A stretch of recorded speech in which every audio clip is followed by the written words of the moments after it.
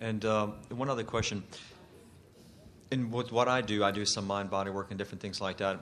Is it of benefit to them to actually identify to them that that's the cause, and then go through a step of forgiveness of self, forgiveness of others, find the good and the lesson in the experience, or should I just direct them towards this is gonna, you're gonna do well, this is gonna improve, everything's flowing Well, better? of course, they fit together so nicely, and you are a teacher to the very core of your being. Mm-hmm. But they've come because they want you to do something with their body. They don't want philosophy from you usually. Right. And so we would give them that, and we would begin there. And then if they are recurring clients, and most of them are, in other words, you get to develop a relationship with them, then it is beneficial for you to eventually begin to express to them your understanding of allowing. And say to them, I am not a healer in the sense that I have power that I am giving to you. All I'm doing is helping you to access your natural state of well-being. That's the general message that you're wanting to give to them.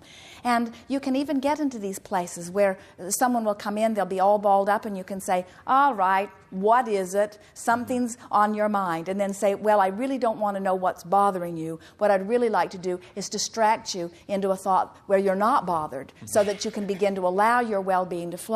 And eventually, if they're willing to listen long enough, you can teach them about virtual reality. You can teach them about pivoting. You can teach them about choosing the thought that feels best. You can help them understand that well-being would be their experience unless they're doing that thing that doesn't allow it. And every time they're doing that thing, negative emotion is present. You could eventually help them to understand that first there's negative emotion, and then there's discord in their body, and then there's illness. This is the way the track follows. In other words, it's all about lesser and greater degrees of resistance. That's all that it is.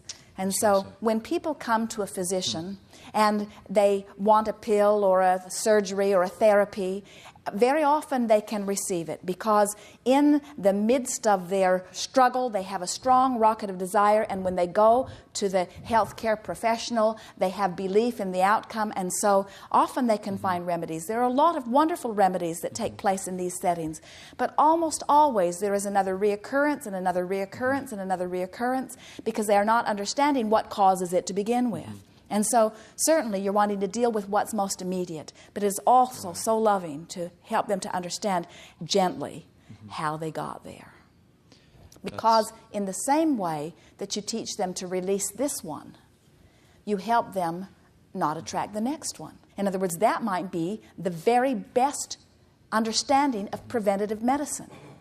In understanding how to release the resistance here and now, we're also talking about how it will never come back. And is that not the best preventative medicine you've ever heard? Yeah, absolutely.